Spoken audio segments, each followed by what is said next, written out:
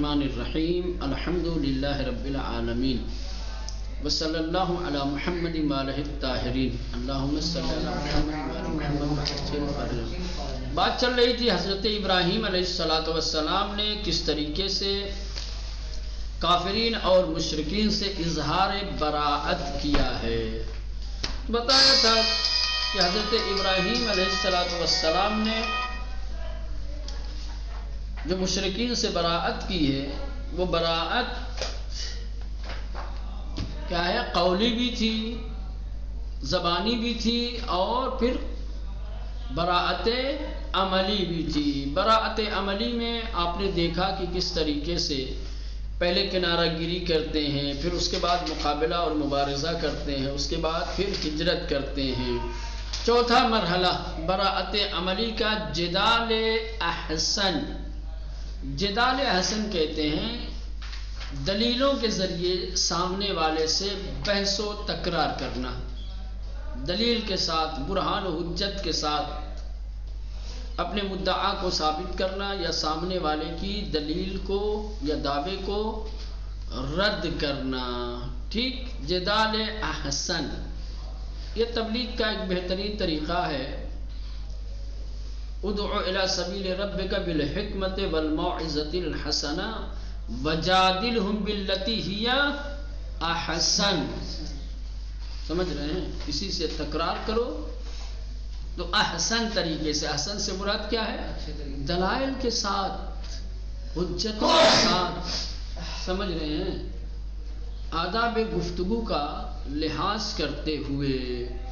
جدال ابراہیم علیہ السلام و مشرکان زمان خیش و تاثیر عمیقان بر مخاطبان بگونیز کی خدا تعالی استدلالہائے اورا بخود نسبت دادے اس و تلک حجتنا آتیناہ ابراہیم علی قومے۔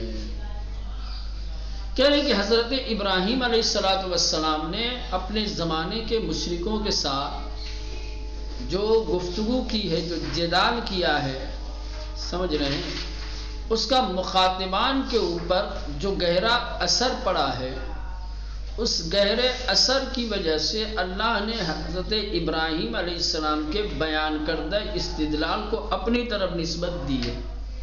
حضرت ابراہیم علیہ السلام اپنی گفتگو کے دوران مشرکین کے سامنے جو دلیلیں رکھتے تھے، وہ دلیلیں اتنی مؤثر تھیں، ان کا اثر مشرکین پہ بڑا گہرا ہوتا تھا، اور وہ اس قدر قانع کنندے یا یوں کہا جائے کہ قابل دفع نہیں ہوتے تھے کہ کوئی ان کی دلیلوں کی کاٹ کر سکے۔ سمجھ رہے ہیں؟ تو حضرت ابراہیم علیہ السلام کی طرف سے پیش ہونے والی دلیلوں کو اللہ نے اپنی طرف نسبت دی ہے۔ بڑی بات ہے کہ کسی کی دلیل کو اللہ اپنی دلیل بتائے، کسی کے برہان و حجت کو اللہ اپنی برہان اور اپنی حجت کہے، یعنی گویا یہ قدرت کی تائید ہے جناب ابراہیم کی دلیلوں کے لیے۔ اب ظاہر سی بات ہے جس کی دلیل کی قدرت تائید کر دے، اب اس سے بہتر دلیل ہو ہی نہیں سکتی، اس کی کون کاٹ کرے گا؟ گویا ابراہیم علیہ السلام کی دلیلیں خدا کی دلیلیں ہیں۔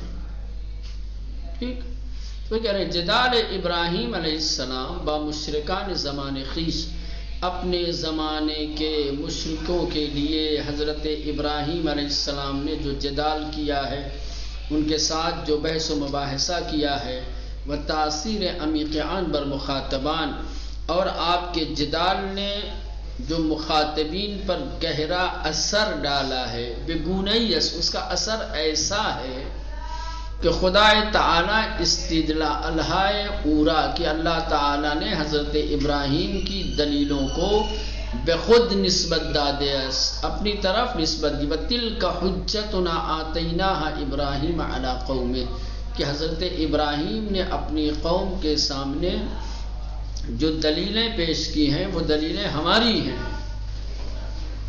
ہماری دلیلیں حضرت ابراہیم نے اپنے قوم کے سامنے رکھی ہیں۔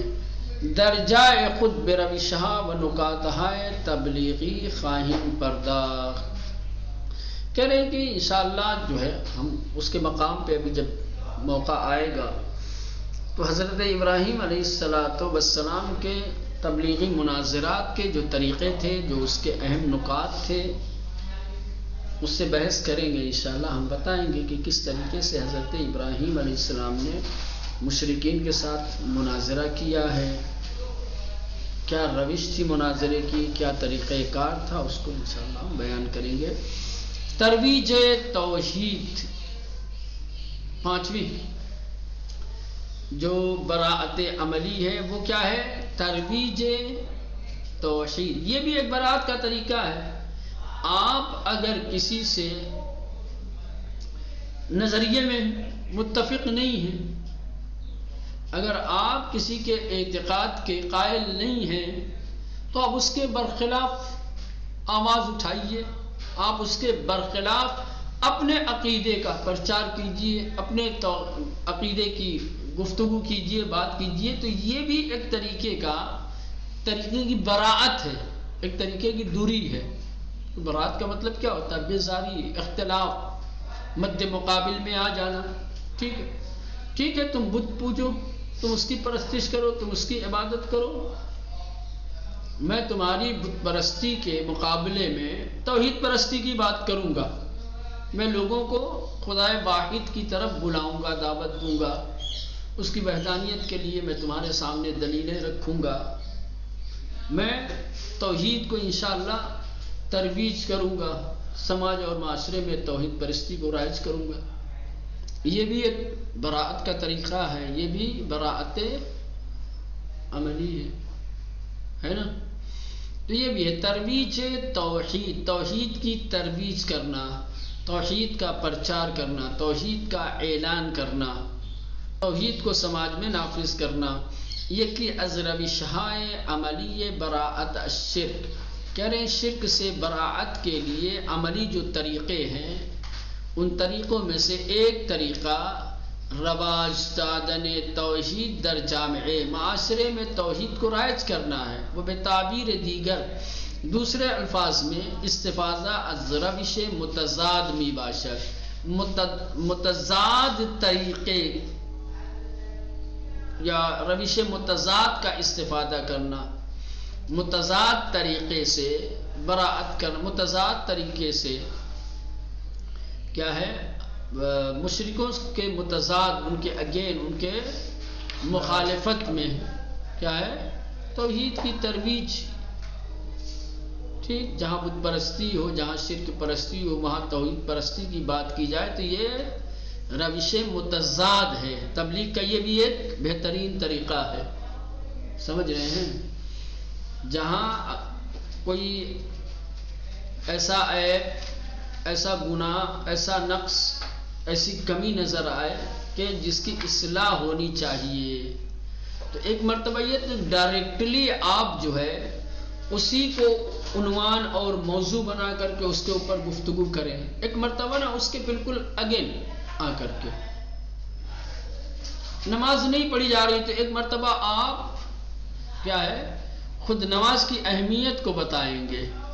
ٹھیک، نماز کی اہمیت کو بتائیں گے، اس کی فضیلت کو بتائیں گے، اس کے ثواب، اس کے برکات کو بتائیں گے. ٹھیک، تشویق اور رغبت دلائے لوگوں کو. ایک مرتبہ نا نماز نہیں پڑھی جا رہی ہے، لوگ نہیں پڑھ رہے ہیں، تو ہے ہی ہے، خود ہی پڑھ جائے.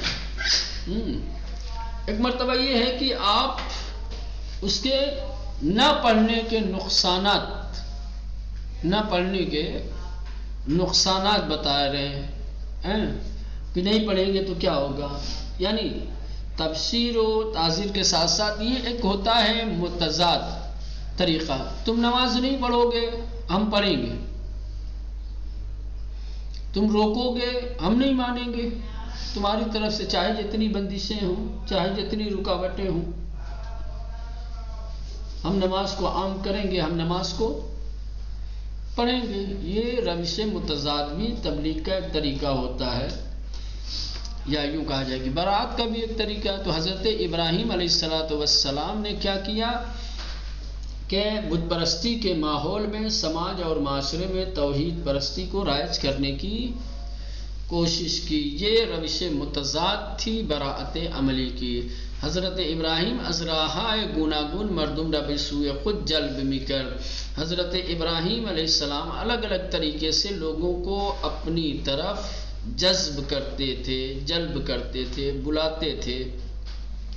وآنگاہ ہر فضائی را بفضائے دعوت تبدیل می نمود، اور ہر فضا کو دعوت کی فضا میں تبدیل کر دیتے تھے. لوگوں کو بلاتے تھے الگ الگ طریقے سے، کبھی مہمانی کر کے لوگوں کو بلایا، کبھی خود جو ہے کسی اور عنوان سے لوگوں کو بلایا، کبھی کسی اور غرض سے بلایا. چاہے جس عنوان جس غرض سے لوگوں کو بلاتے تھے، ٹھیک، جب لوگ جمع ہوتے تھے تو فوراً اس فضا کو کیا ہے ایک دعوت کی فضا میں تبدیل کر دیتے تھے. وہیں فوراً توحید پرستی کی بات ہے.